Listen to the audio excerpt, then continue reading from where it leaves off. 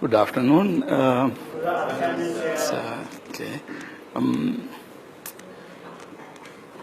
We will be discussing something very important when it comes to academic writing.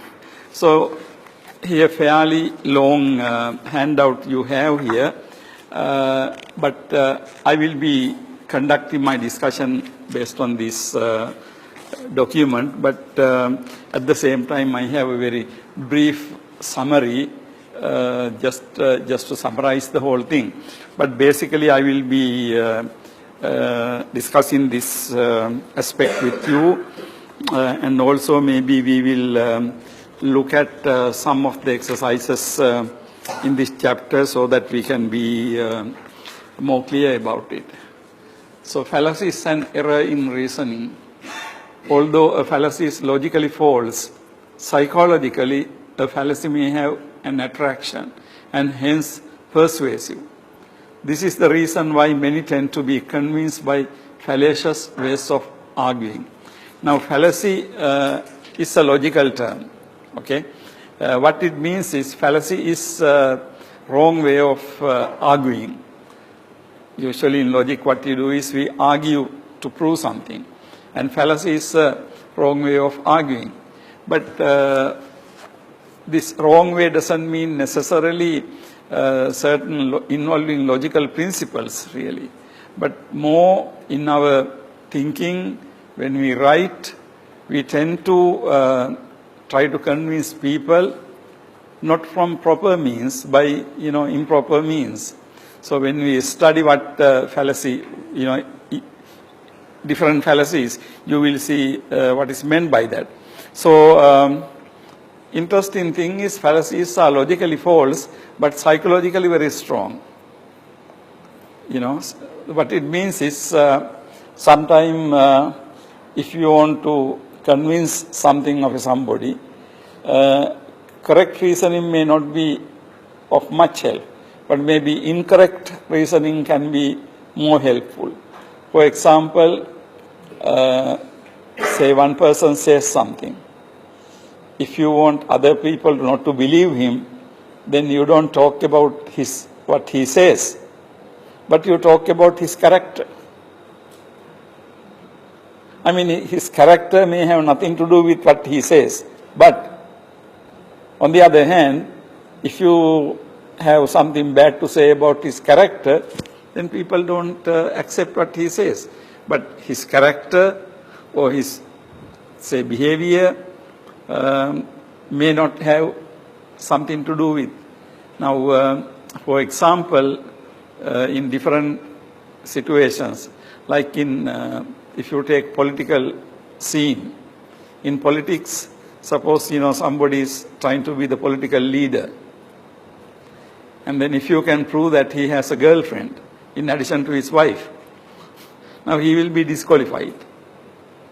But having a girlfriend other than your wife, does it say about his leadership qualities or anything? His merits as a politician? But it goes against the conventional morality. But in some countries, they don't mind it. Say, for example, if you take Europe and United States, or if you take Europe, United States and Asia, there are different ways of people looking at these things. In France, we know that I think one president, he had a very well-known affair with a lady, but French people didn't mind it. But if that happens in, say, United States, he will have to go home. Or even if it happened in a country like Sri Lanka, the person has to go home, leaving behind politics. But in this European country, it didn't happen. People didn't think that was very important. People thought that was his personal matter. But he was a good leader also to the country. So, the fallacies are like this. So, fallacies are not logically persuasive, but psychologically they are very persuasive. So, people get attracted to that kind of reasoning. So, we always talk about gossip about people, because we like gossip. Everybody likes gossip. So, So, we are, motivated by, that type of thing. So that is what it means to say fallacies are psychologically attractive and also hence persuasive. There are two types of fallacies of relevance and fallacies of ambiguity. Fallacies of relevance and fallacies of ambiguity. Fallacies of relevance means basically meaning related to meaning. Ambiguity means fallacies related to language. So ambiguity means lack of clarity in language. So, the way you use language, you can always use language in two different or several different ways. And, that sort of thing is called fallacies of ambiguity.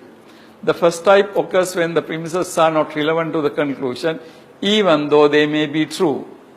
Usually in a valid argument, when premises are true, the conclusion has to be true. But in a fallacy, even if premises are true, if they are not relevant, then the conclusion cannot be obtained. Now, that is something very important.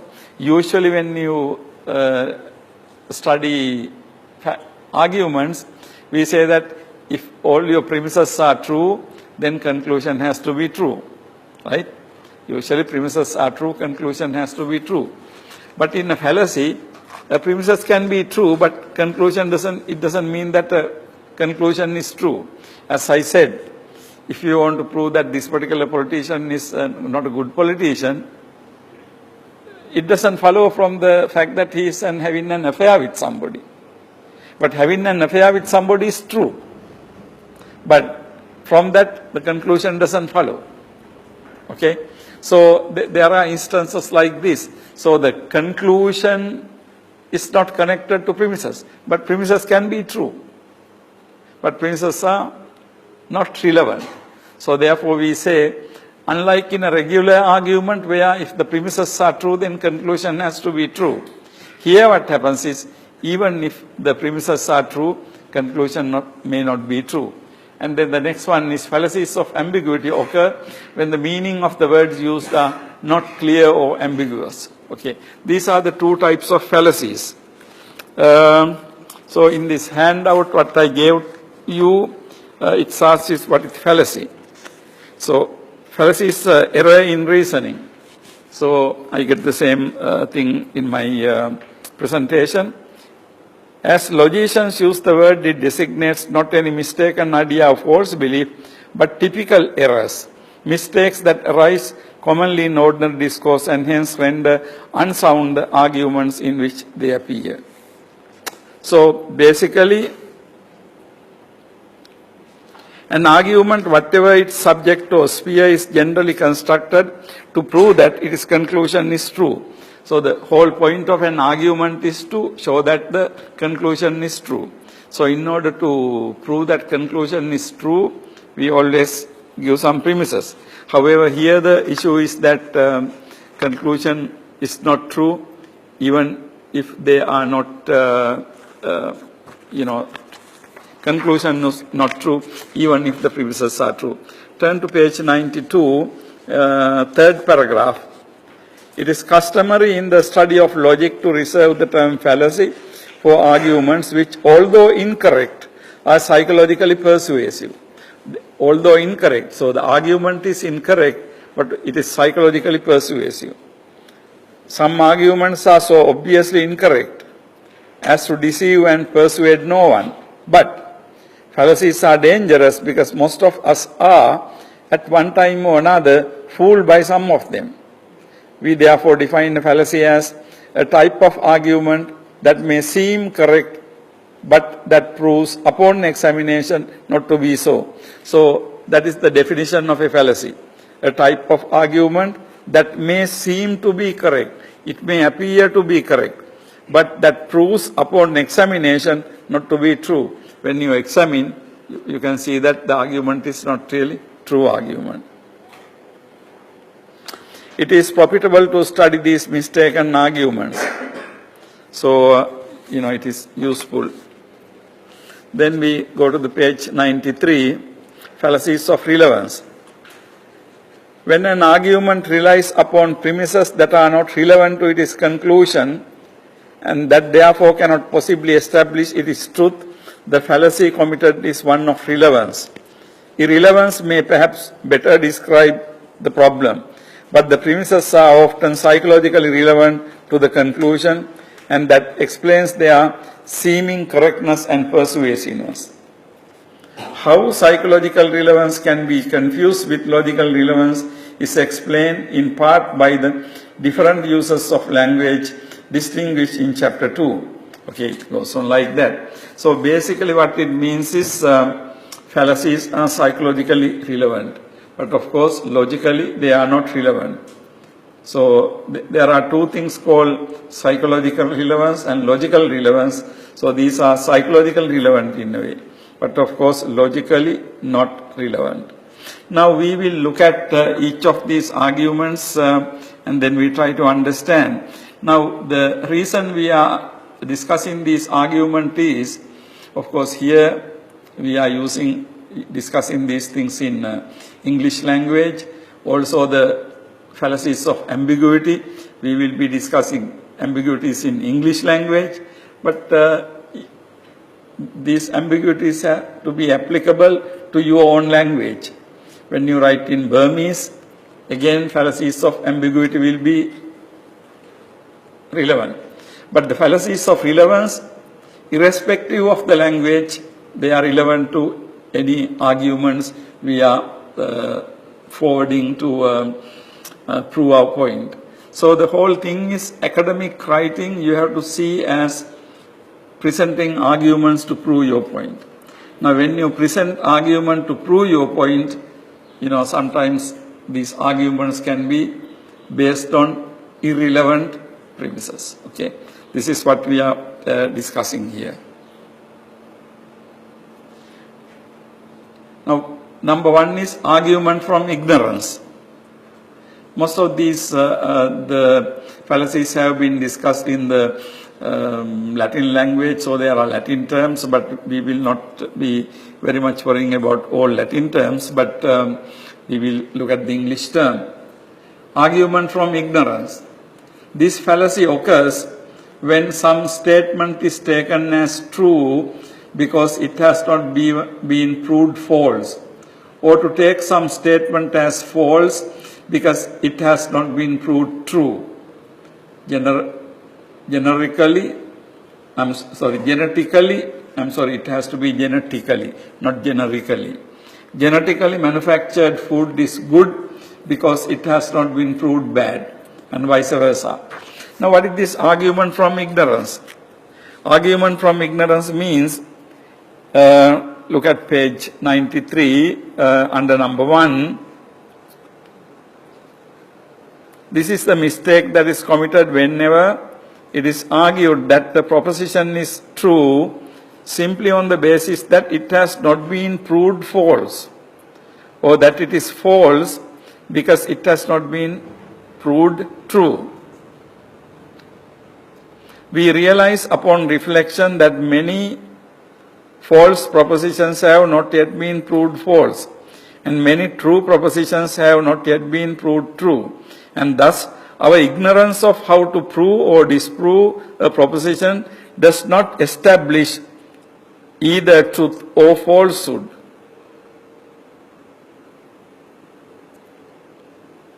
Now, idea is that you take something to be true because it has not been proved false, or something to be false, it has not been proved true. So in either way, so simply because why something has not been proved, because there is a limitation of our knowledge, we don't know. But our ignorance, based on our ignorance, we can say that, silly example will be something like if I say center of the universe is here. Then I say, okay, you prove it false. How can you prove it false? Now, can we say that because you can't prove it false, it is true? No. Because there are so many things we can't prove it to be true. There are so many things we can't prove those things to be false. But then the problem is, we have to accept that there are certain limits to our knowledge. But simply because it has not been proved false, you can't accept it to be true. The example I have given is this genetically modified food, GMF. Now that is, the big topic sometimes, because, genetically modified food means using genetics now, lot of food production are altered. Like, you can have genetically modified seeds, and from those things you can have genetically modified food. You can get a huge crop. So, people go for these things. In fact, we very often don't know, like potato and tomato or whatever we are eating, whether they are being genetically modified or not, we don't know. Now, people say that so far research has not shown that genetically modified food are not good. So therefore you take it as good. Now, people sell a lot of genetically modified food. The reason what they say will be, if you ask, they will say, well, it has not been proved to be bad. So because it has not been proved to be bad, you take it to be good. Now, that is wrong. If it has not been proved to be bad, only thing we can say is we don't know. We can't say whether it is bad or is good. Either way, we can't make a judgment about it because, we don't know simply. But simply based on our ignorance, we make certain conclusions. Now, whole thing is, that is what is wrong. Now read this last paragraph in page 93 that gives an example from science.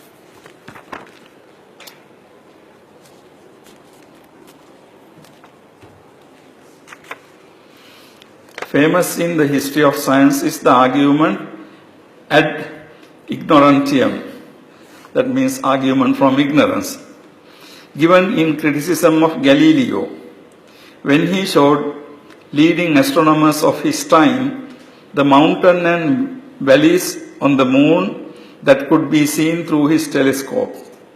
Some scholars of that age, absolutely convinced that the moon was a perfect sphere, as theology and Aristotelian science had long taught, argued against Galileo that although we see what appear to be mountains and valleys, the moon is in fact a perfect sphere, because all it is apparent irregularities are filled in by an invisible crystalline substance.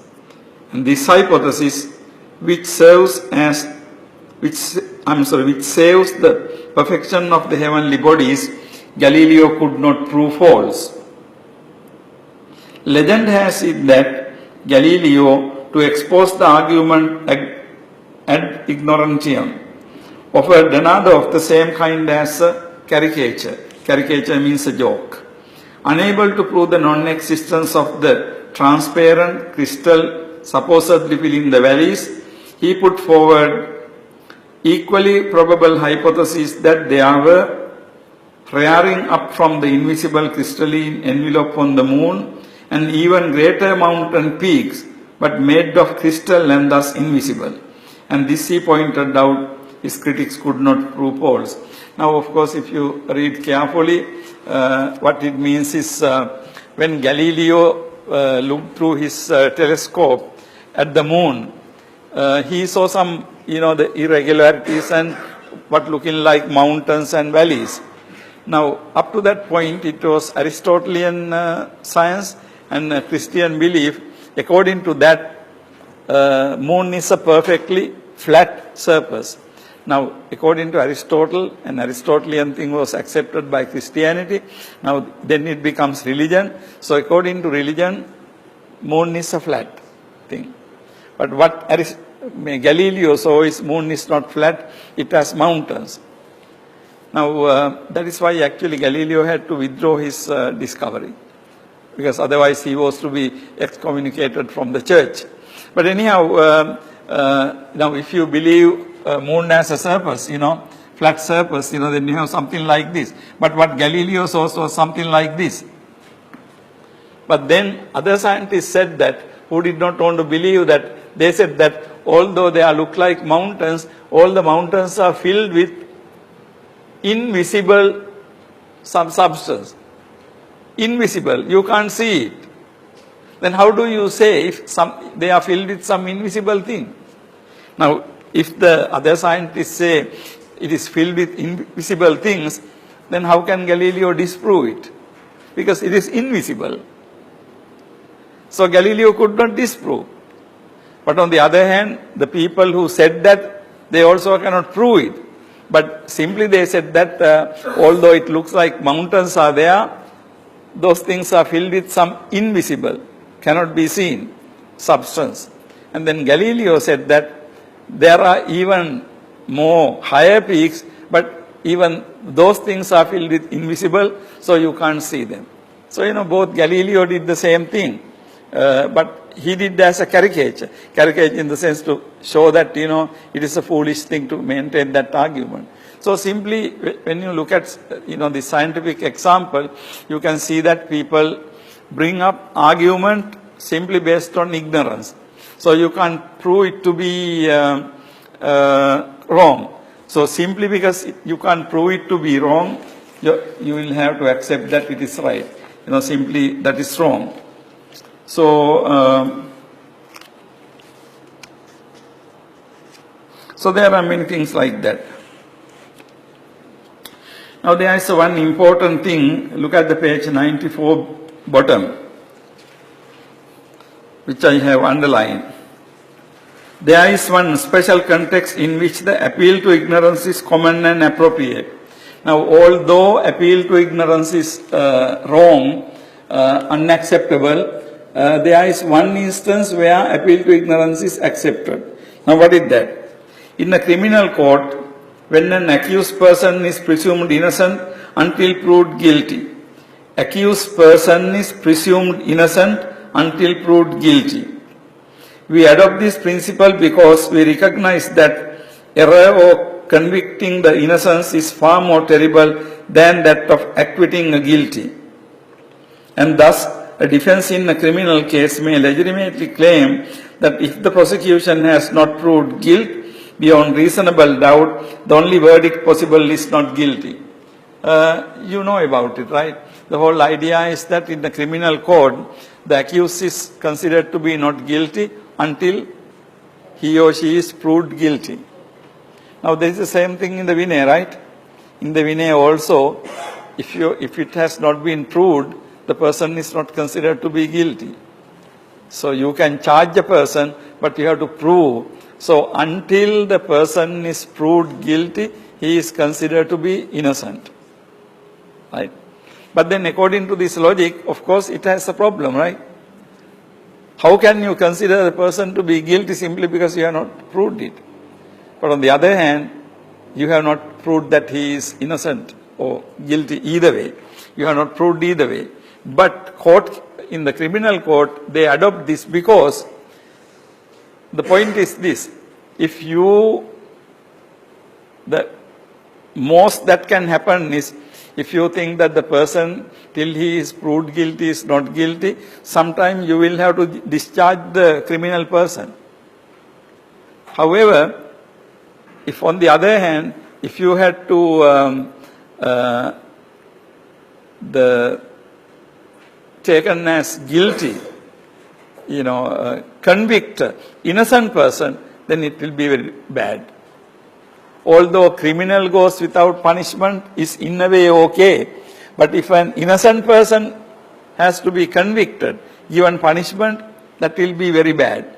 So the whole argument is, it is much better to safeguard the innocent person than really convicting the criminal.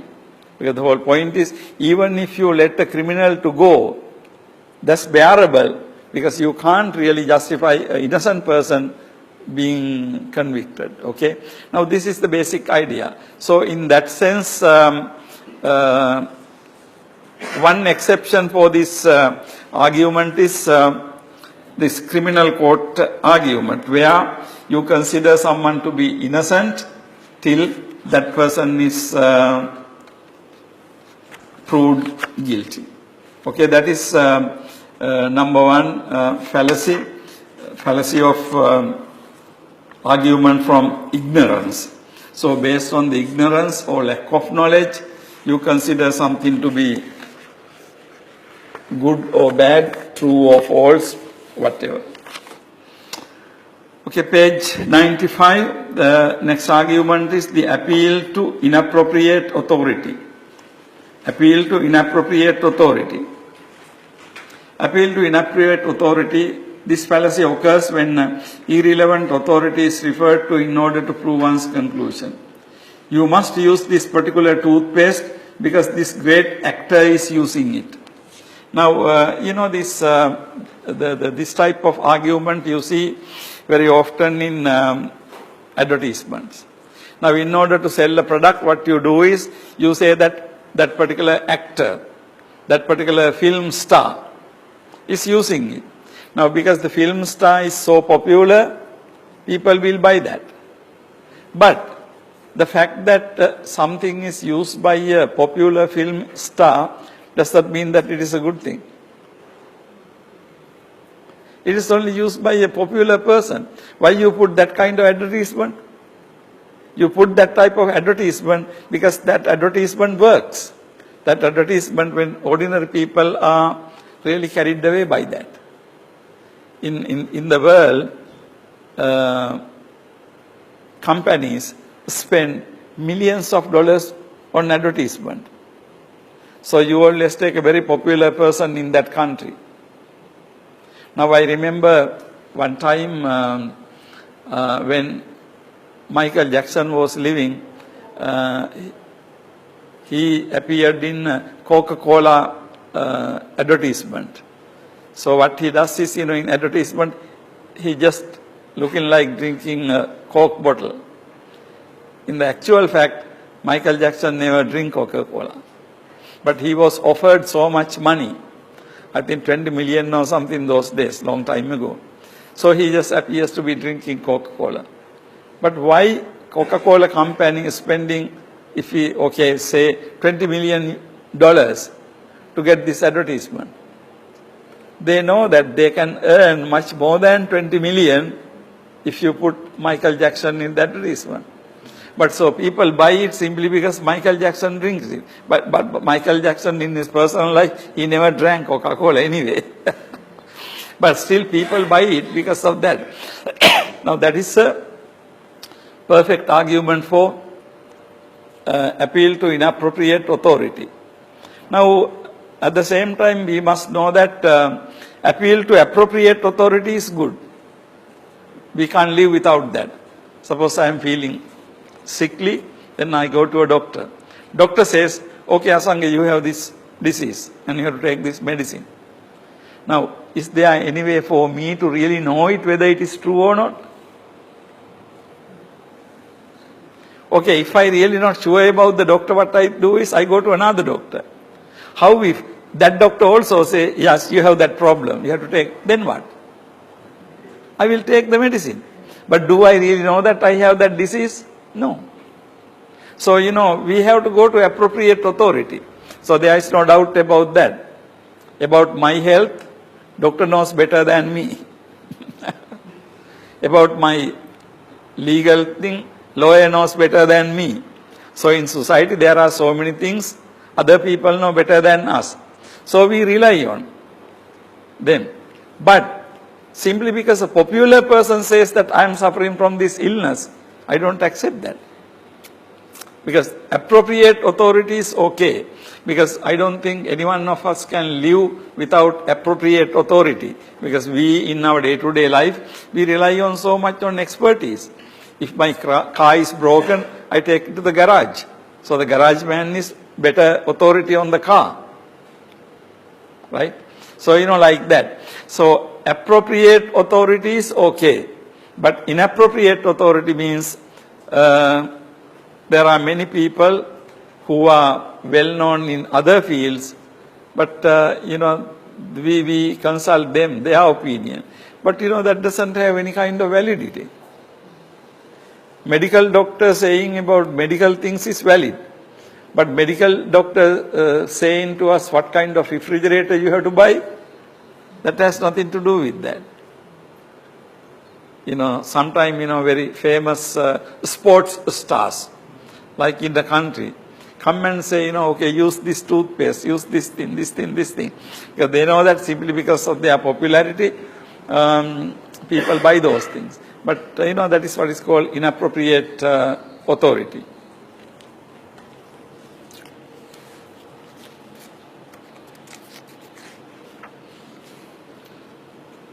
Okay, page 96, complex question. This is something very important. Of all the fallacies in everyday reasoning, one of the most common is this: asking a question in such a way as to presuppose the truth of some conclusion buried in that question. The question itself is likely to be rhetorical, no answer genuinely sought. But putting the question seriously and taking it seriously often achieve the questioner's purpose fallaciously. Complex question. The fallacy occurs when the author of some other conclusion, the fallacy occurs when the truth of some other conclusion is assumed or hidden in the statement made. For example, have you stopped smoking? Now what is wrong with this question? Have you stopped smoking? How can you answer? Have you stopped smoking? Yes or no? How to answer this question? Have you stopped smoking? Yes? I don't smoke. See, the problem is this. If you are a person who is not smoking, how can you answer that question? That's exactly the point. Because if you say, when I ask, have you stopped smoking? If you say yes, that means you smoked before, now you don't, right? And if you say, because you don't smoke, you say no, then means you are still smoking. Now this is called complex question. Complex question means question assumes another situation. Actually, to call it completely, you are smoking. Have you stopped smoking? There are two statements in it. Or you smoked. Have you stopped it? But without saying the first sentence, you smoke, we simply say, have you stopped smoking? Then simply we assume that, okay, you smoke, but the question is whether you have stopped or not. Have you stopped beating your wife? Same thing. If you say yes, you are caught. If you say no, you are again caught. So the complex question is, sometimes, it is in our day-to-day statements, we make that kind of things. From an adjective or from some words we are using, we make our, the impressions about it, our assumptions about it, explicit. We say, how can this good person do something like that? So we already say that he is a good person. And, like that. So we say that he is a good person. So ultimately what we mean is he can't be doing that type of. So that type of questions or that type of statements, when we assume something to be true without proving it, then, you will have to, whenever you are required to give a yes or no answer, you are in trouble. So there are this type of examples where you talk about, so in it you have some other conclusion is assumed or hidden in the statement made. It's like, have you made, stopped smoking?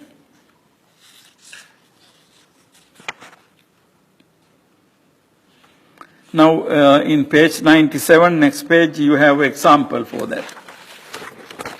The example is lawyer asks, the figures seem to indicate that your sales increase as a result of these misleading advertisements. Is that correct? Then the witness says they did not. That means sales did not increase. Lawyer says, but you do admit then that your advertising was misleading. How long have you been engaging in its practice like this? Now, this lawyer in a court asked this question from this person. The figures indicate, that numbers indicate that your sales increased as a result of these misleading advertisement. So the lawyer calls your advertisement to be misleading advertisement. But then the question he asked, has your, sales increased due to misleading? But then the witness says they did not. That means my sales did not increase. But even though sales did not increase, by giving that answer to that question, you admit that your sales advertisement are misleading. Right?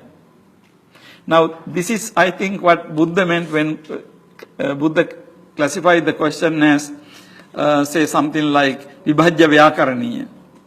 You first analyze the question before you answer.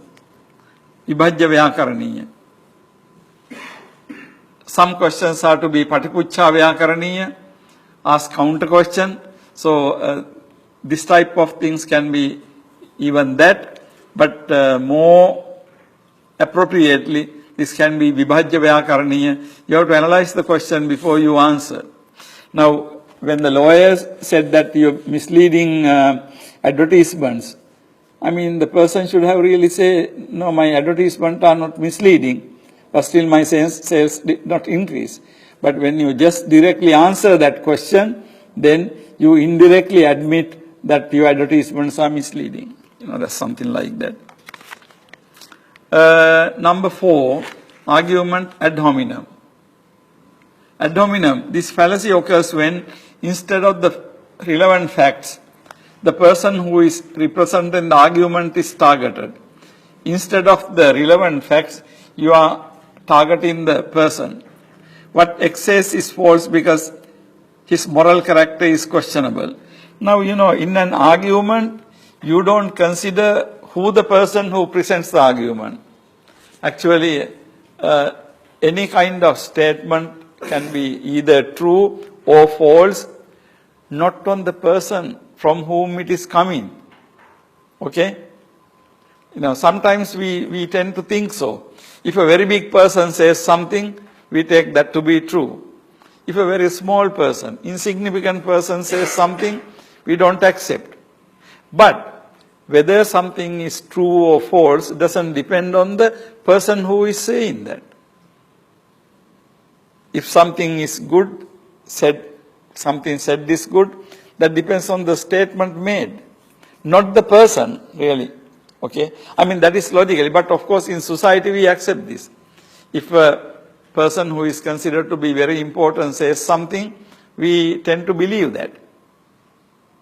Particularly if a person is considered to be a very honest person in the society, then people believe that.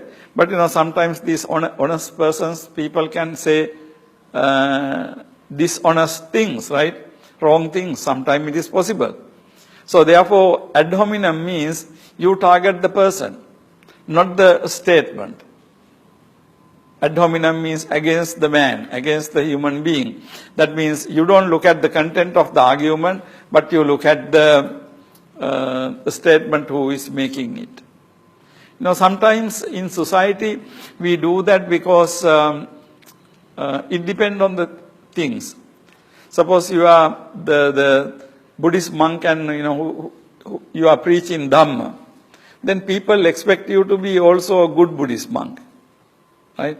If you are not considered to be not a good Buddhist monk, then of course people don't tend to believe that, right?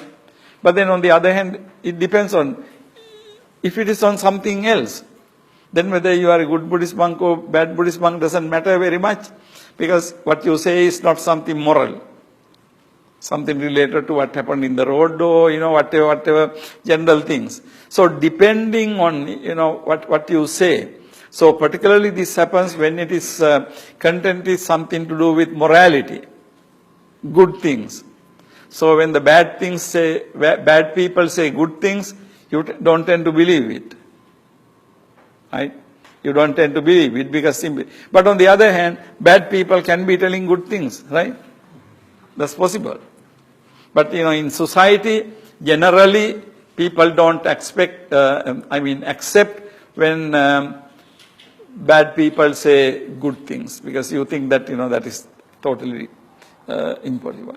So in an argument, when you target the particular person, not the argument, it is wrong. I think this also again goes along with the Buddha's teaching also very well. And Buddha says very clearly, when somebody that did something, you criticize that action, but not the person. Okay? Somebody did something, but of course, it is not that the person is completely wrong. Even a good person can be doing something wrong occasionally. So you look at that particular action and criticize that, but not the person. But if without looking at the action or thing that is said, if you look at the person, then of course it is a fallacious thing. Okay? Because simply you can't really attack the person. So it is attacking the person. But whether something is true or not does not necessarily depend on what kind of person he or she is. A person who is drinking so much can be talking about how wrong drinking is, ills of drinking. But that can happen, right? But what he says cannot be false. But people, of course, don't believe because, he is drinking so much. But is there a logical connection between the two? No. You can be a person who is drinking, but still you can describe, you can explain what is wrong with drinking. Okay? Same with smoking. You can be a smoking person, but you can tell somebody else how bad smoking is, right? Is there any connection between the two? No. There can be a medical doctor who is an expert on this. He can give a very good talk on smoking, how smoking is bad, but the doctor himself is smoking. Okay, people will laugh at it or something, but that does not make what the doctor is saying to be untrue. Okay? There are two different things. So there is no logical connection. But again, this is why these arguments are psychologically very convincing. If the person who is smoking talks against smoking, then people laugh at it because it has a psychological attraction. They think this guy is smoking all the time. How can he talk about smoking? So, we just reject it. So it's psychologically appealing. But a person smoking so much can still be a very good, knowledgeable person about smoking. He can be talking to you about how wrong, how bad to your health is smoking. That can happen.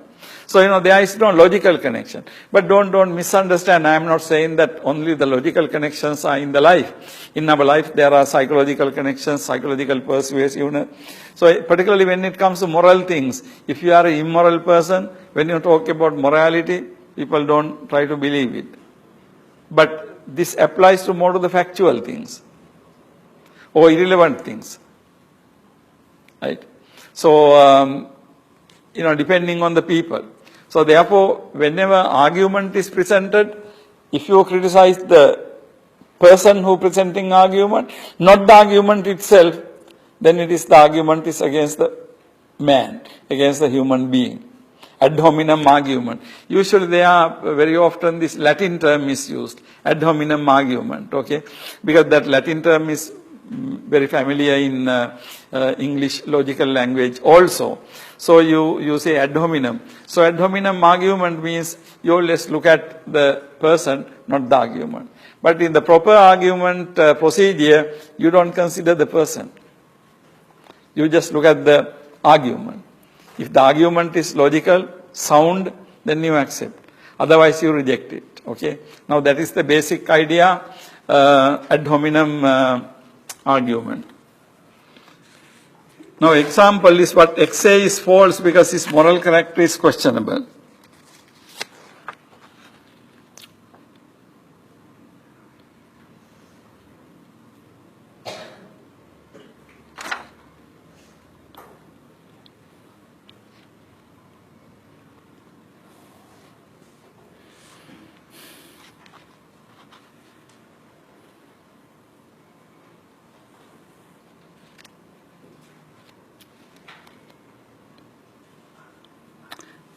Read page 98, the second paragraph.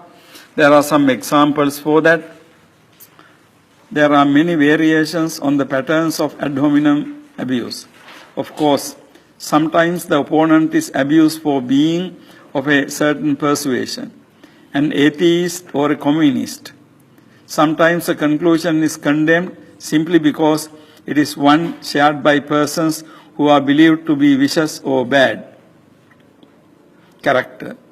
Many contend that Socrates, at his famous trial in Athens, was found guilty of impiety, partly because of his close association with persons widely known to have been disloyal to the state. That means you are considered to be bad because your friends are bad. That's what happened to Socrates. The rapacious and rapacious in conduct, guilty by association. Then there is an example from American history. In a particular time in the United States, even today to considerable extent, if you are a communist, that means you are a bad person. So whatever you say or you do can be, the subject to suspicion simply because your political persuasion, political view is communist, something like that. Or sometimes in societies, if you say you don't follow any religion, then that person is considered to be bad. But not following any religion doesn't mean the person is bad. It means that person is not religious. But there can be very good people who are not religious. Okay. So ad hominem argument is that.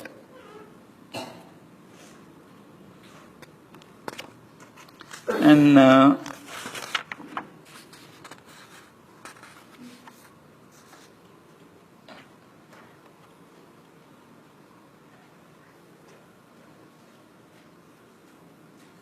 same thing with we have beliefs on generalizations.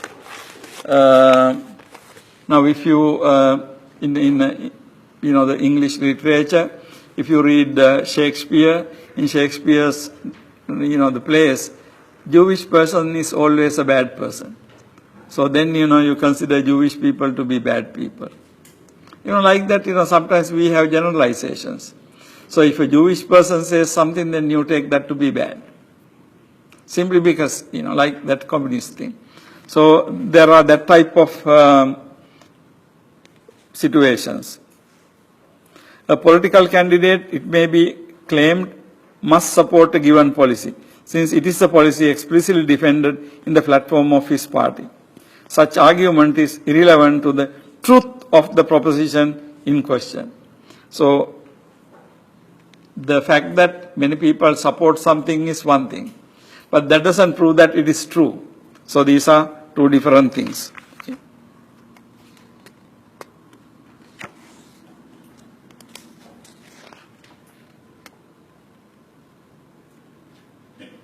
Okay, we look at then next two arguments, fallacies, page 100, accident and converse accident.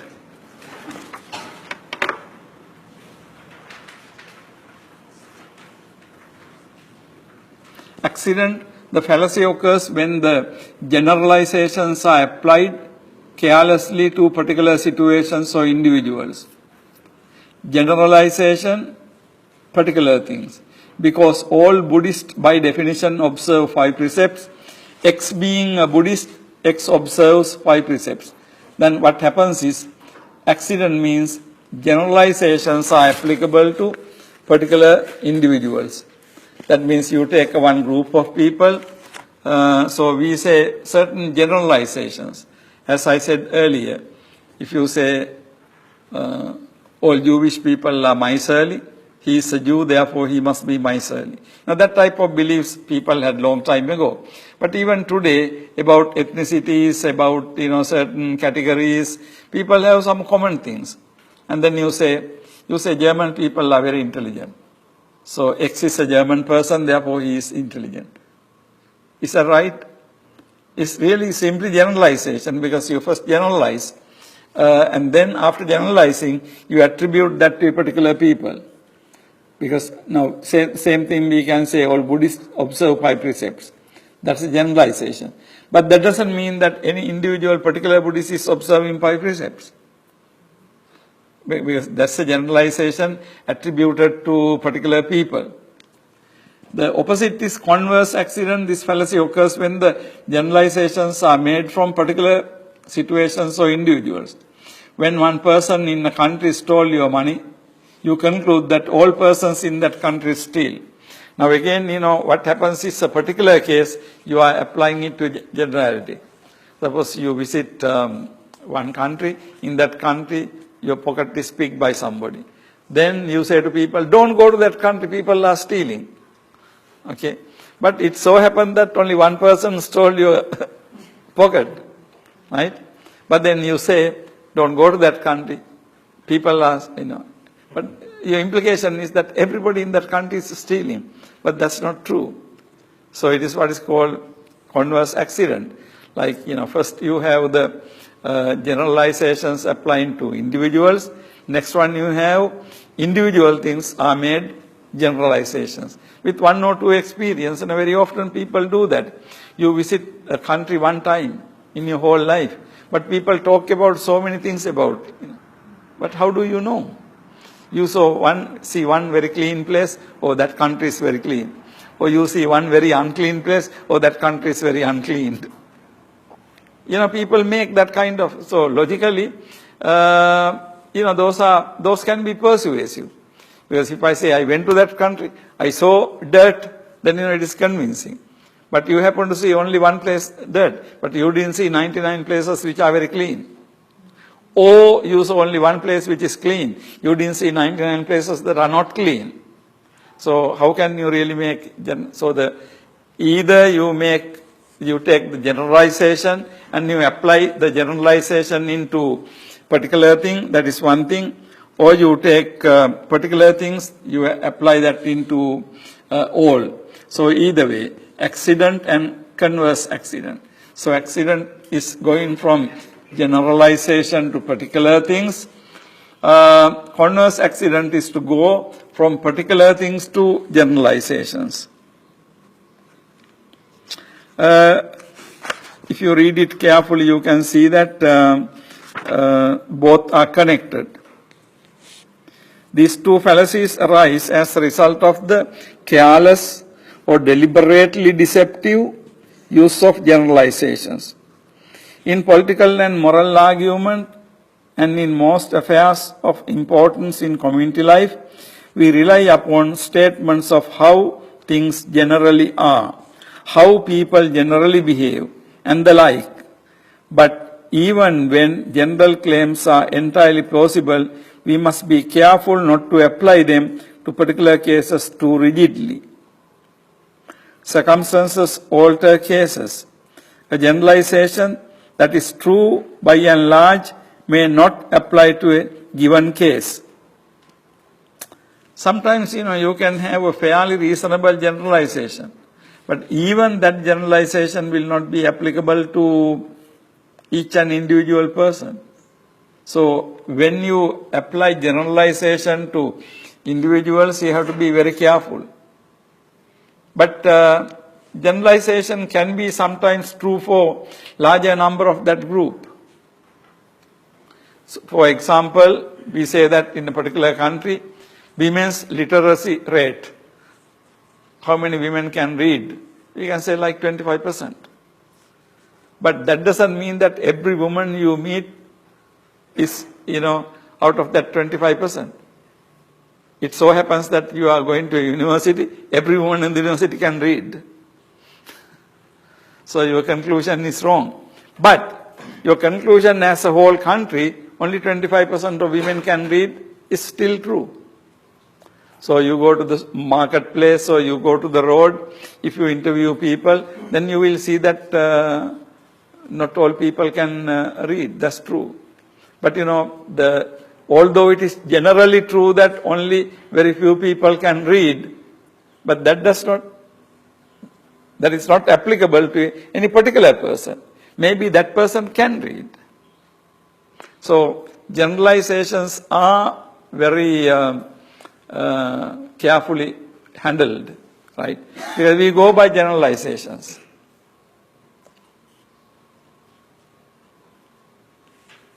When I was thinking of coming to Myanmar, people said, people don't steal, don't worry about that. So that's a generalization. Nobody stole my things so far, so far it is true. But then people said, people don't steal in that country. Okay, that's good. But that doesn't mean that everybody is not stealing. When I go around, I can see the walls, and on the walls I can see barbed wires. So why do we have barbed wires on the walls if people don't jump over the wall? So, but on the other hand, we say that no, people don't steal. I think by and large it is true. By and large it is true. But then it doesn't mean that every single individual is not stealing. Maybe not.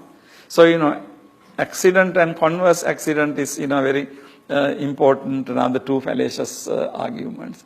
We have to handle generalizations very carefully.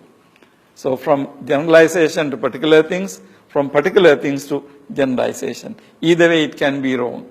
However, the point is, it doesn't mean that all generalizations are wrong.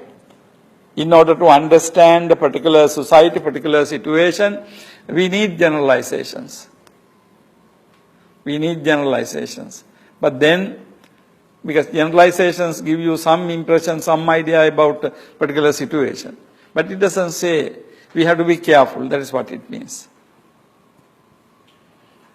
We'll take a short break from here and then we will talk again. Okay. Move on. Number 7 is false cause. This fallacy happens when a non-cause is taken as the cause of a particular situation. For example, when something happens after another, that another is taken as the cause of what happened later. So, this false cause is again very important type of fallacy. Very often we do that.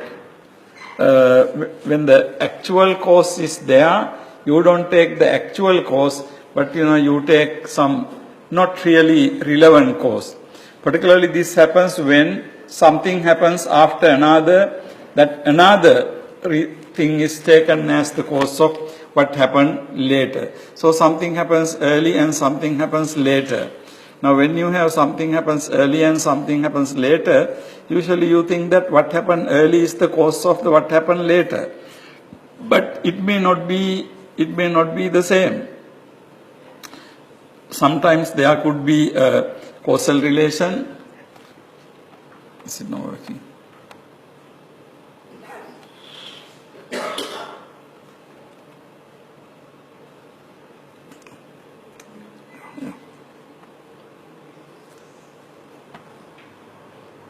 Okay.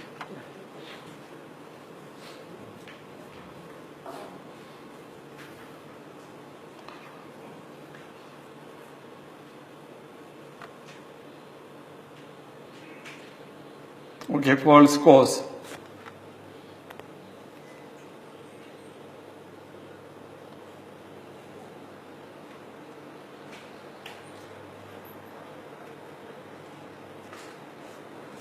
The the example could be that when, two things happen one after the other, you think that that particular thing may be the cause of that. But I will tell you sometime how this thing happen in regular life. Sometimes we see sun rises, flowers bloom. So we think that because sun rising, flowers are blooming. Maybe it is true.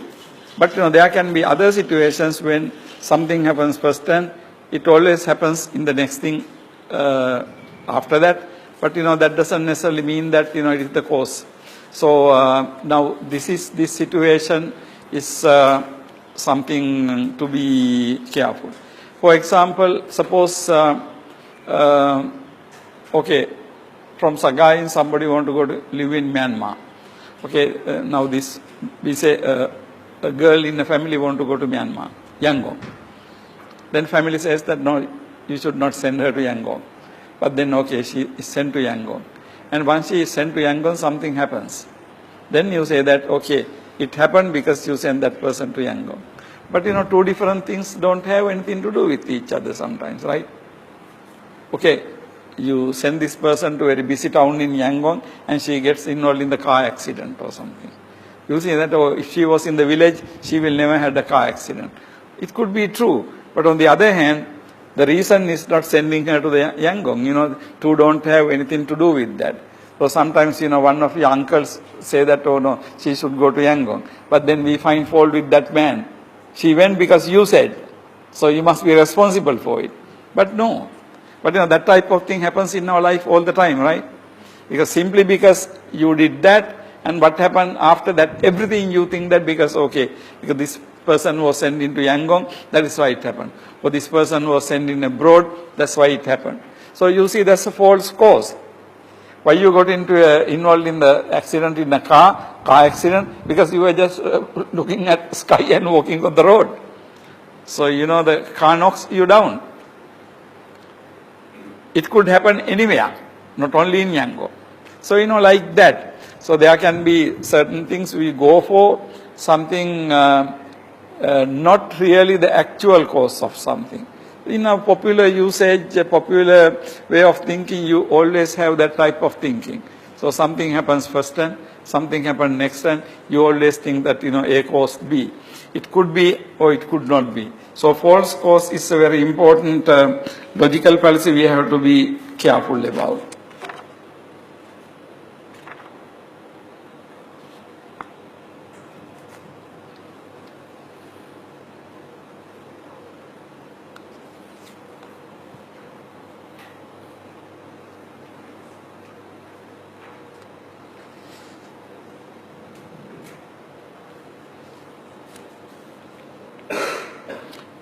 In the bottom of page 101, we have in primitive beliefs, the error is sometimes blatant. We will all reject the absurd claim that beating drums is the cause of sun's reappearance after eclipse. When the eclipse happens, sun or moon disappears for a moment. And then maybe primitive people think that you must really beat drums in order for sun to, whether you beat drums or not, it come out. But simply, that sort of thing. Despite the evidence offered that every time drums have been beaten during the eclipse, the sun has reappeared. The variety of false cause is widely called the fallacy of, then given a Latin term. After the thing, therefore because of the thing. That is the translation of the Latin word. So usually this happens, when you argue from when something happens from sequence of this thing. And then we move into the number 8, begin the question.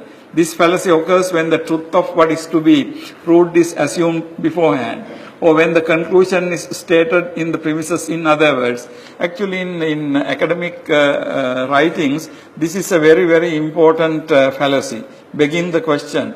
Begging the question. The word question doesn't mean question here, but English language question means the conclusion or most important thing. Begging the question means you beg the most important thing or you assume the most important thing. Now this the fallacy can happen in two ways. One way is this fallacy happens when the conclusion is assumed in the premises. Or it can happen, conclusion is stated in the premises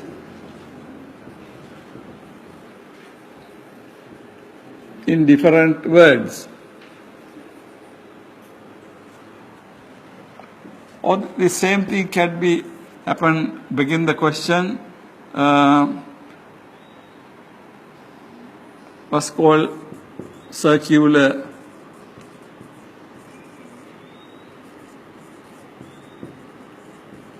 argument. Of course, circular argument means, although I put number 3, I will get number 3. Circular argument means, you start with something and you come again to the same thing.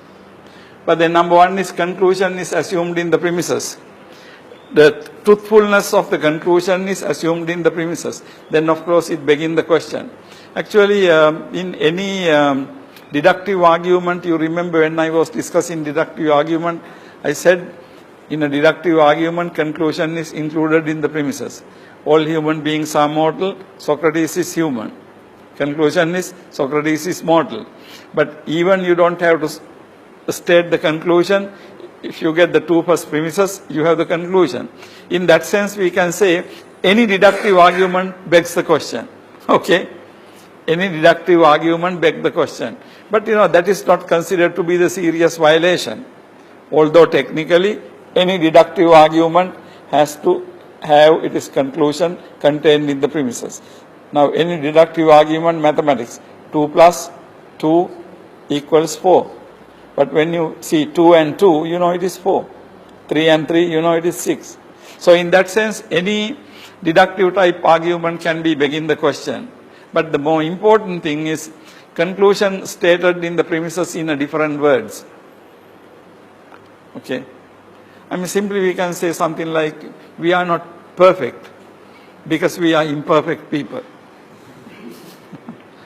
What you say is, you said the same thing in a different language. So we are perfect, not perfect, imperfect, something. But that is a very obvious thing.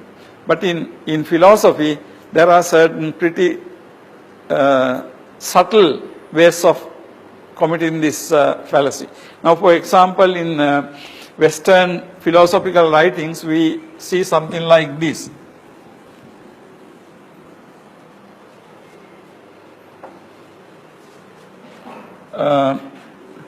This is particularly regarding when it comes to prove the existence of God.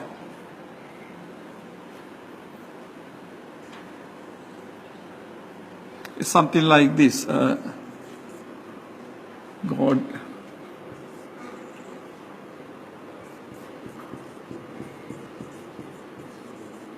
is perfect.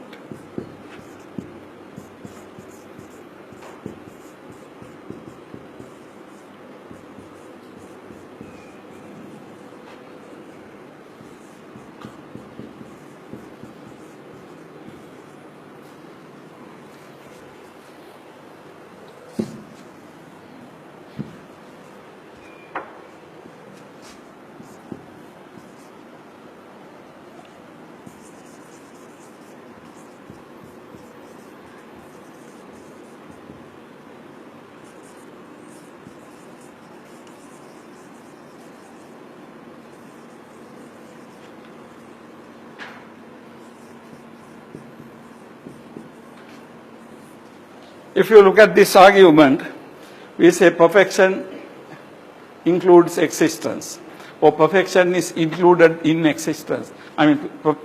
Existence is included in perfection, or perfection includes existence. Then second premise says God is perfect, and then we say therefore God exists.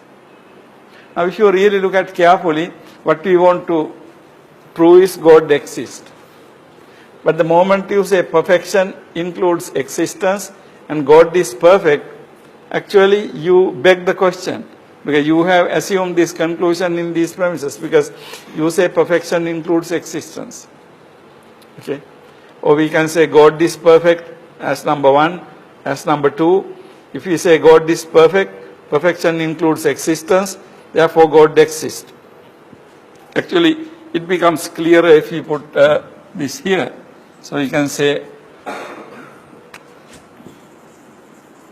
God is perfect. This number 1, this number 2, this number 3. Conclusion. God is perfect. Perfection includes existence. Therefore, God exists. Right? Because when you say perfection, perfection necessarily involves existence. So to say that God exists or God perfect both mean the same thing. So this is a kind of circular argument. Therefore, God exists, and then now this kind of argument has been in the Western philosophy for a long time. Different philosophers, they thought that by this argument you can prove the existence of God. When we study Western philosophy, we can see that until Immanuel Kant in the 18th century showed that this way of arguing is wrong. Otherwise, people thought that, if you say it's a perfect being, perfectness includes existence, and therefore God exists. So this is a circular argument. You are arguing in a circle. There is no end to it. You start with something, and then you go back to it. So God is perfect, God exists ultimately to be exactly the same. Then you can say, therefore, God exists. Because God exists, God is perfect. Because God perfect, God exists. So on, it can go on like that. So the begin the question means really assuming some type of manner the conclusion you want to prove. So very often in the academic discussion, you find this. In somehow or other, without proving, you assume certain things. Particularly without proving, you assume the conclusion. If you want to say a certain group of people are bad, you start with saying that, assuming their badness. But then there is nothing to prove. Whenever you assume something without proving, then, there is no point trying to prove it. Because the assumption. But how do you get the assumption? That assumption is not justified. So here, God is perfect. What do you mean by that? So it depends on how you define it. Now, then you define perfection as involving existence. Then you say God exists. But how can you simply based on a definition of something prove that a particular person lives or a particular person is existing? So begin the question is in that sense very important. Fallacy occurs when the truth of what is to be proved is assumed beforehand, or when the conclusion is stated in the premises in other words. So that is begin the question. And then the next 1, 2, 3, 9, 10, 11, appeal to emotion, appeal to pity, appeal to force. These fallacies occur when emotional states are given as reasons to establish conclusions. Like, you have to give reasons. Reasons have to be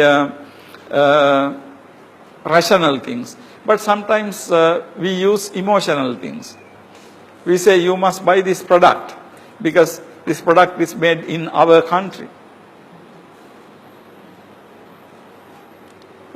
So what is you are a patriotic person. You love your country because you must buy this. Because it is made in our country. But that may be a very bad thing. But why do you have to buy that with your money? Because it was made in your country. But people say always this kind of things. In India, sometimes we see be Indian, buy Indian. Buy means B-U-Y, buy. So you buy Indian stuff and be Indian. Something like that. So very often we give that type of reason. It can be force. In very vulgar language, I say, do this, otherwise I will kill you. So, you are using force in order to prove an argument. But, the arguments appealing to emotions and these things are not that crude. They can be very subtle form of arguments appealing to emotions, appealing to pity, and appealing to force.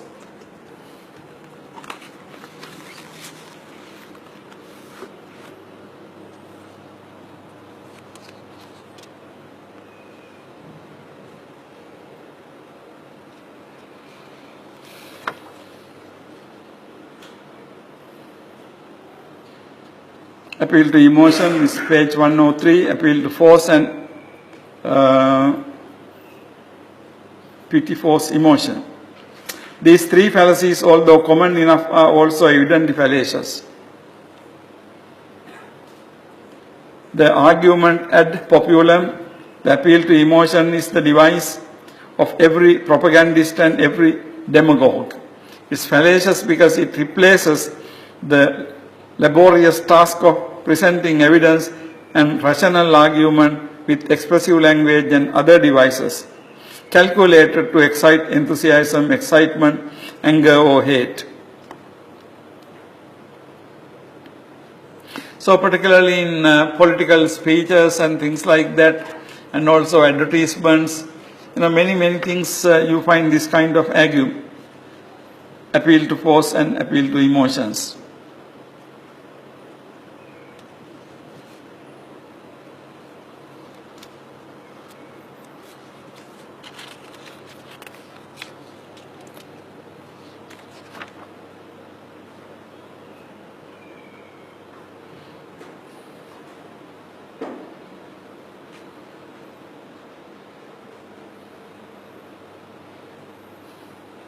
Now look at page 105. There is an example here. The President continues to have confidence in the Attorney General, and I have confidence in the Attorney General, and you ought to have confidence in the Attorney General, because we work for the President and because that is the way things are. And if anyone has a different view of that, or in a different motive, ambition or intention, he can tell me about it, because we are going to have to discuss your status. What is, we discuss your status? Your status there means your job. So if, in other words, what it says is, if you disagree with this, you are going to lose your job. That we are going to discuss your status means that. So if you are disagree with the President and the President's confidence in the Attorney General, then you are going to lose your job. We have to discuss your status. Status means really your status as official or something. So if you don't agree with him, you will lose your job. What is this? It's a force. You have to do this, otherwise you are going to lose your job. Or you have to do this, otherwise I can kick you out. So that means it is my force, my power. So I am using it as an argument. So you have to believe that Attorney General is good, simply because if you don't believe so, you are going to lose your job. Something like that. So any particular thing, we can, very often in society we say that we admit certain things, or we do certain things out of compassion, out of sympathy, out of pity. Sometimes people say things. So in many situations that kind of things happen. Very often in society, when somebody is being attacked by somebody else, we always say that the person being attacked or gets the attack is innocent or should get our sympathy. But that doesn't mean that always it is the same. Like,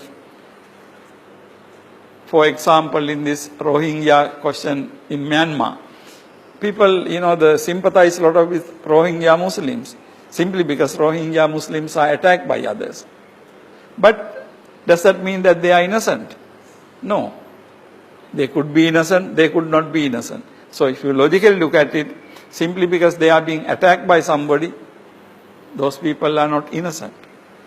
But sometimes we agree on certain things out of pity. We feel bad about it. So in logical reasoning, feeling bad about something, feeling compassionate,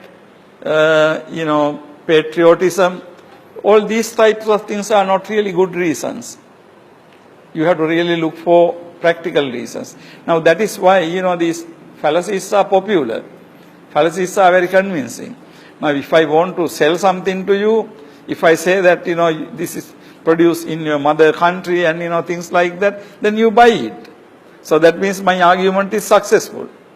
Although my argument is successful, that doesn't mean that, my argument is true. Right? It doesn't mean that my argument is true. But my argument as a commercial device is, my argument is successful. Because, what I wanted to do was to sell my stuff. You bought my stuff. So my argument is successful. But that doesn't mean that actually that argument is correct argument. Okay? So when we will go to the final one, irrelevant conclusion. Irrelevant conclusion sometimes they miss the point. The fallacy occurs when a wrong conclusion is drawn from given premises. You take the wrong conclusion. Miss the point means, we try to prove something, but of course you draw the wrong conclusions.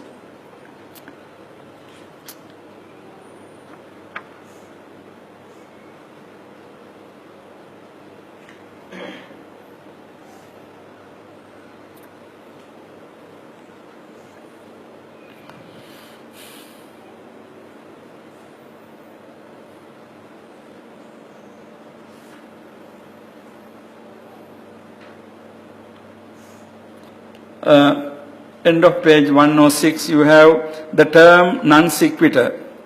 Is also often applied to arguments that commit the fallacy of relevance. Again, except for those that commit a peditio principii. Peditio principii means begin the question. It means simply that the stated conclusion does not follow from its premises or premises. Here is a recent example. Veterans have always had a strong voice in our government. He said, all too accurately, adding the non sequitur, it is time to give them the recognition they so rightly deserve. Non sequitur, all these are Latin terms. Non sequitur means something that does not follow from the premises. Something doesn't entail. So, when you have a wrong conclusion or irrelevant conclusion drawn from something, then that is considered to be the irrelevant conclusion. We will look at some of the examples you get in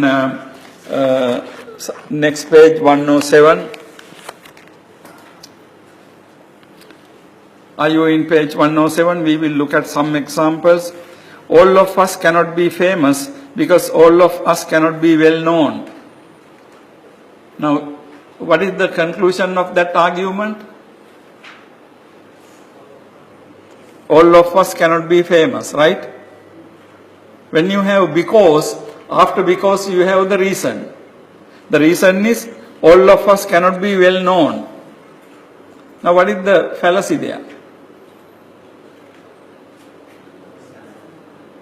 Actually in that statement you are stating the conclusion in a different word, right? When you say all of us cannot be famous, famous also mean well known. Famous means well known. So on the one hand we say all of us cannot be famous. The reason is because of all of us are not well known. But ultimately well known and famous are the same thing. In other words, you can say all of us cannot be famous because all of us are not famous. Then it is clear that you are begging the question, because your both conclusion and the premise are the same. Of course, difference is the language you are using.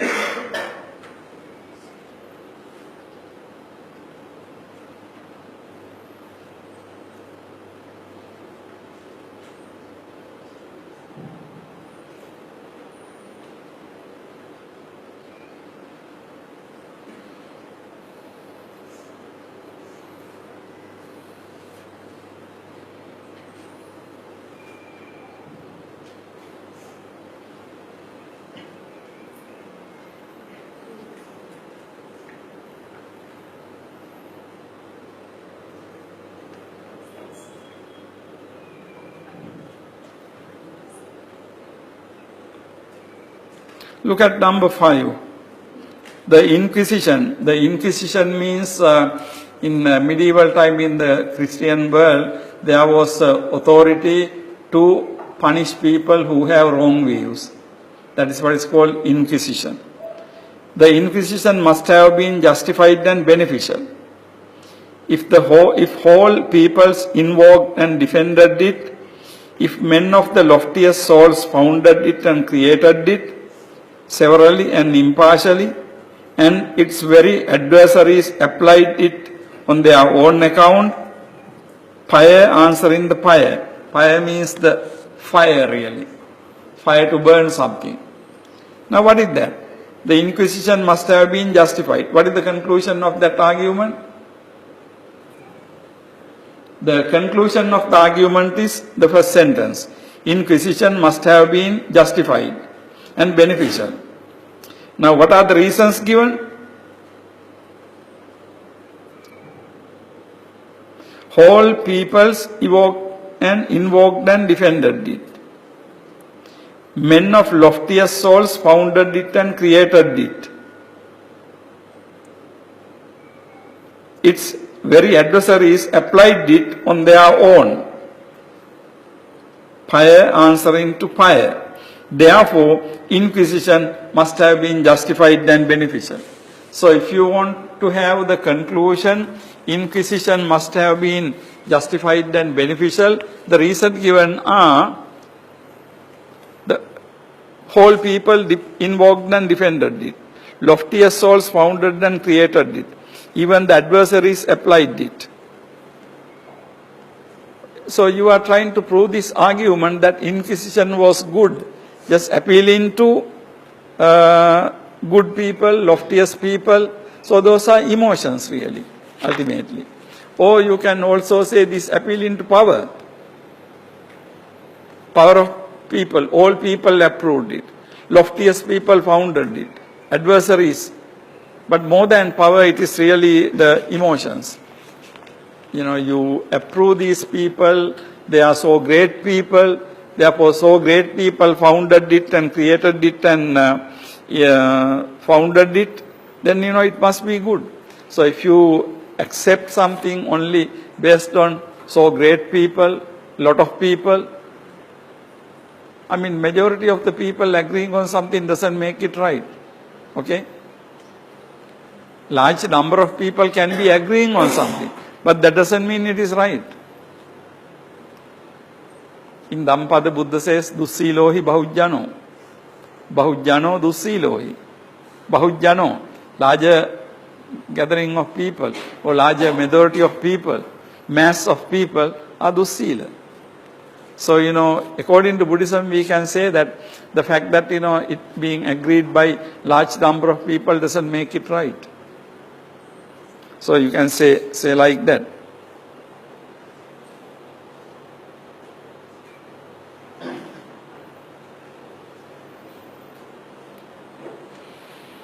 What do you think about number 6?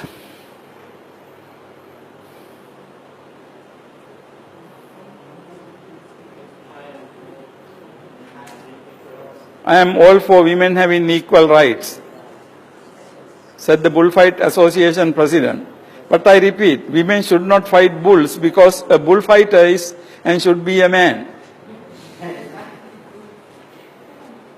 Bullfighter is a man and should be a man. Now what is that? Appeal to power? Or appeal to emotion?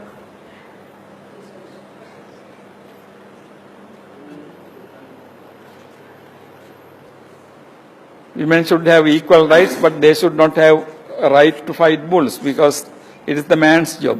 So ultimately it is appealing to the man's power, you can say, or appeal to the emotions. So you are a man, so therefore, you know, something like that. So again, you can see that a bullfighter is and should be a man. Actually, bullfighter is and should be a man is not the case. If the woman has the same physical power like bullfighter, then it doesn't matter whether it is a man or a woman. But only thing is physically we know that women's physical power can be less than man's power. Now that is why in the world sports, in tennis, women have 3 rounds, men have 5 rounds. because physical durability is different.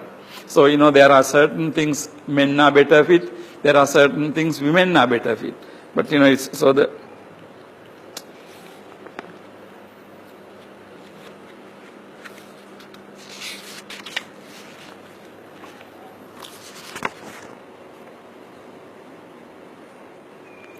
Look at number 10.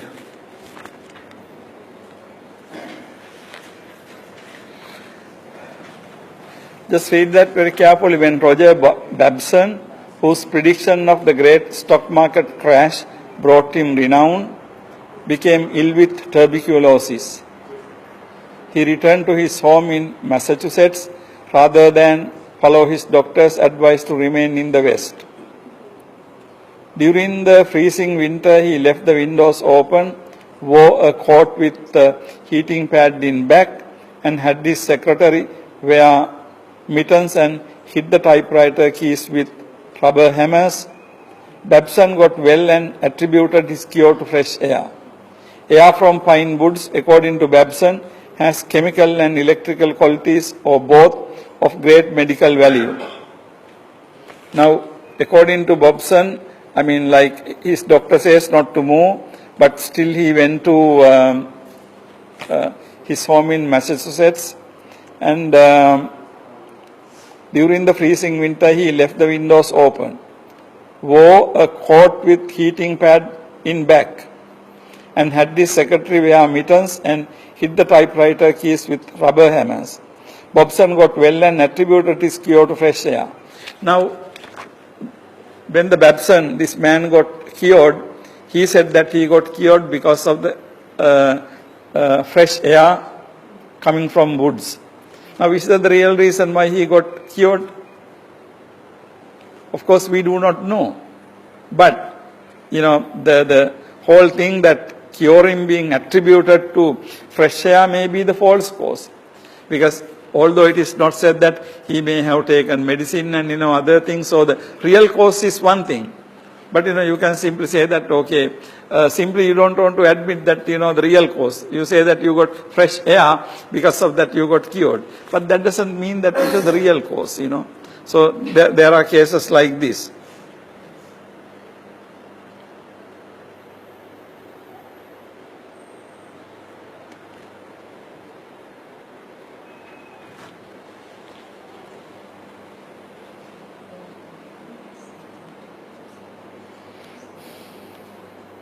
What do you think about number 12? That's Alfred A.J. Ayer.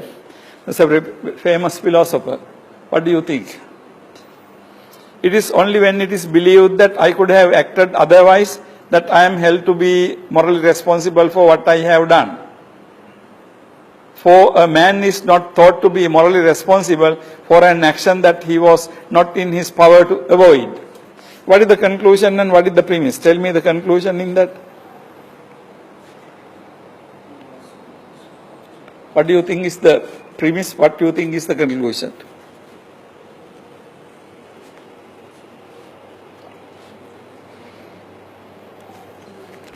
Now, usually in a lot of English statements, there are certain words.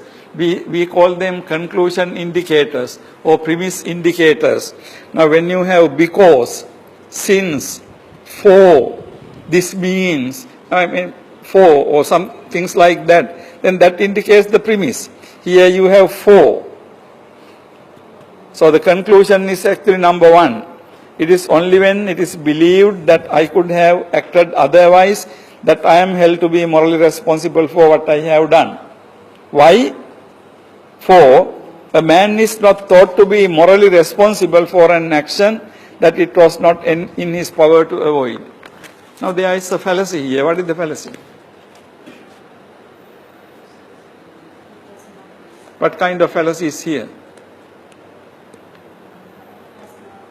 If you look at carefully, you can see that both premise and conclusion say the same thing. Look at it again. Both premise and the conclusion says the same thing in somewhat different language.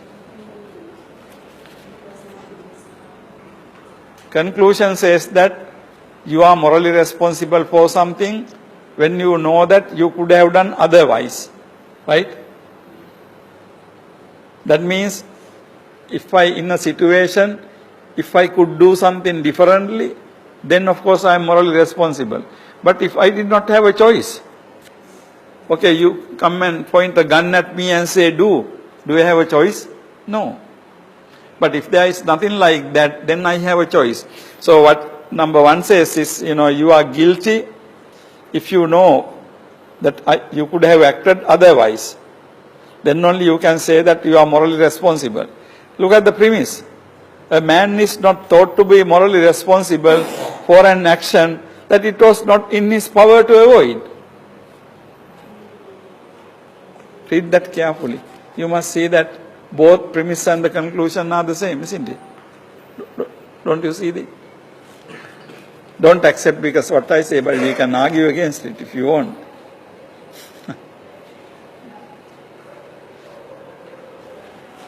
But if you look at carefully, you can see that, these two are two different things.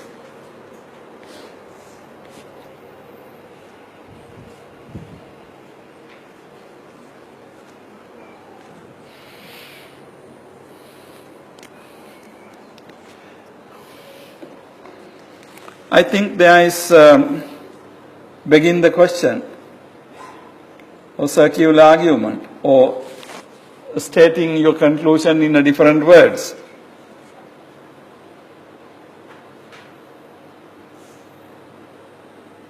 Look at number 15. I testify unto every man that heareth, these are Old English, the words of the prophecy of this book. If any man shall add unto these things, God shall add unto him the plagues that are written in this book. That means if a person does something wrong, God will plague. Plague means, the miseries of, the disease and, famine and things like that. And if any man shall take away from the words of the book of this prophecy, God shall take away his part out of the book of his life, and out of the holy city, and from the thing which are written in his book, Revelation. Now, Revelation is one part of Bible. Now, what is this actually? If it says that if somebody goes against this, these are the things that happen. So, if you take it as argument, why should not go against the Bible? Because, simple language, God will punish you, right? God will punish you with different things. Read it again, look at it again.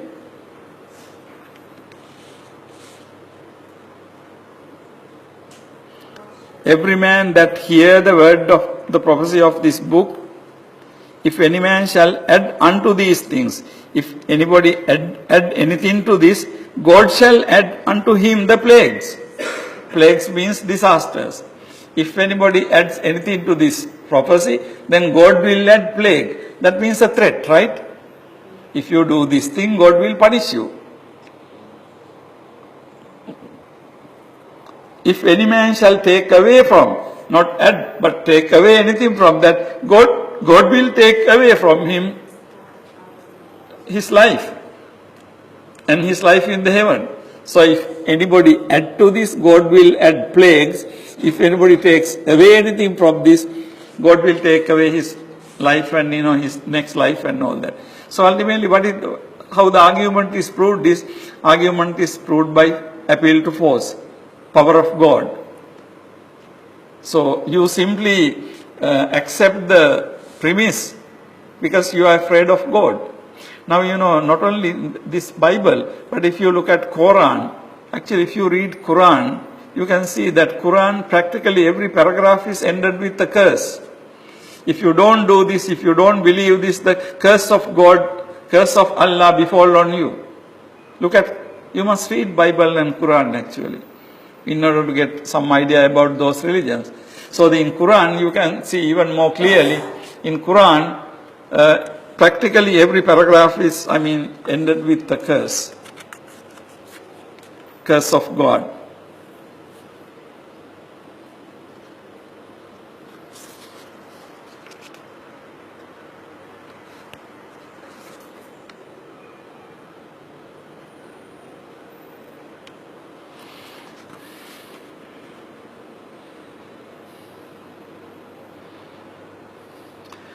We will look at one last one, page 110.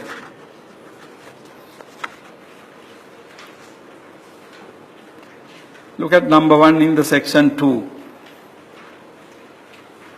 Read that story. It's a story, just a conversation. The story is told about Wendell Phillips, the abolitionists, who one day found himself on the same train with a group of southern clergymen on their way to conference. This happened in American thing. When the southerners learned of Phillips' presence, they decided to have some fun at his expense. Have some fun at his expense means they wanted to poke some jokes on him. One of them approached and said, "Are you Wendell Phillips?" "Yes, sir," came the reply. "Are you the great abolitionists?" "I am not great, but I am an abolitionist," he said. Now you know that question, are you the great abolitionist? He says, I am not great, but I am an abolitionist. Now that's a good example for complex question. When you say you are great abolitionist, if you say yes, then you accept both. But he said, I am not great. So he pulls away. Okay, I am not great, but I am an abolitionist. Are you not the one who makes speeches in Boston and New York against slavery? Yes, I am. So abolitionist means those who fight for abolition of the slavery in America. So they ask, are you not the one who is making speeches? Yes, I am. Why don't you go to Kentucky and make speeches there? Because he is from Kentucky, and then they ask, why don't you go to Kentucky and make speeches there? Philip looked at the questioner for a moment and said, are you a clergyman? Yes, I am, replied the other. Are you trying to save souls from hell? Yes. Well, why don't you go there? Why don't you go to hell, right? Now you see, both people's arguments are, what are these arguments now?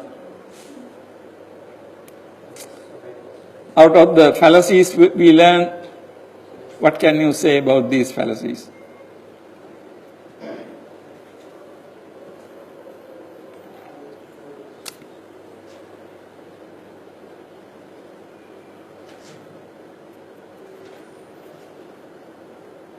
The two arguments, both arguments seem to be ad hominem, against the man. It's not about the argument. Now, these clergymen question this man because he is trying to abolish slavery. But they don't have any argument against the abolition of slavery, but they have argument against the man. So he says, rather than talking in New York, go to Kentucky and talk about abolition. Because it is more relevant in Kentucky. Maybe Kentucky there was slavery or something, I don't know. So they ask him to go to Kentucky rather than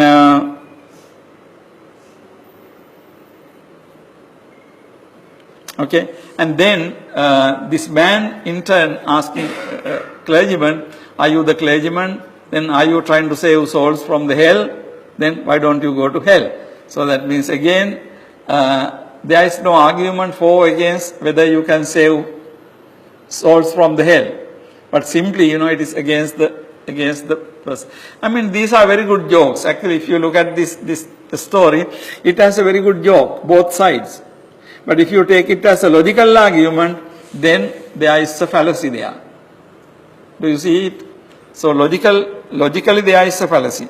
But on the other hand, you can say that there is, it's kind of witty. It's kind of very clever way to answer.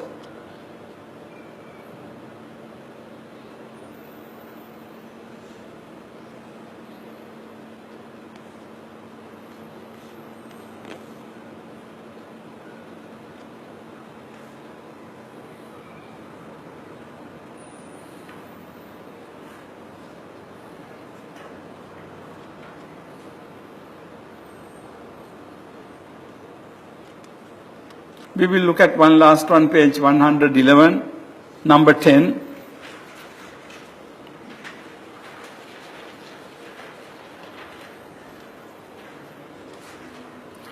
Kenneth Robinson, when he was Great Britain's Minister of Health, told Parliament that Scientology was potentially harmful and potential menace. So he said Scientology is potentially harmful, potentially menace. That means Scientology is, we can say, simply bad. That is the conclusion. Now, what is the premises? Eliot, the local minister of the Church of Scientology, was asked to comment on those criticisms. Of the remarks made by Parliament, he said, I am afraid, Mr. Robinson. Now, Mr. Robinson said Scientology is bad. Now, on Robinson's argument, this clergyman says, I am afraid Mr. Robinson has since suffered 2 demotions and was just in the last few weeks quietly released from the Wilson administration altogether. Now, what are those 2 things have to do with his idea that Scientology is bad? Now, on the one hand, this man says Scientology is bad, but has it anything to do with he got 2 demotions, he was removed from Wilson's administration? That means in England, Wilson was the Prime Minister. From his administration, he was removed. Now, that is the clear case of ad hominem against the person. So, there is no, if you don't approve Scientology, then you have to have an argument against Scientology. Scientology means prove, I think, I am not sure. You can look at the dictionary. I think Scientology means to try to prove existence of God by science or something. Scientology. So, if Scientology is bad, you have to have an argument to prove that Scientology is bad. But, if you say something bad about the person who gave the argument, then that is the argument against the person. Yeah? Okay, there are many more arguments like that. You can look at some of these things. So today what we covered this argument from, relevance, argument of fallacies of relevance, fallacies that are, premises may be true, but the premises have nothing to do with the conclusions. In this last argument we discussed, the premises can be true. He has suffered demotions, he has been removed by the Wilson administration, but those things have nothing to do with his conclusion that Scientology is bad. Okay. So, we will discuss next week the rest of the thing and also move into some other topics. For the time being today, I will wind up from here. Okay, so do you have any questions or comments or anything? Anything that you don't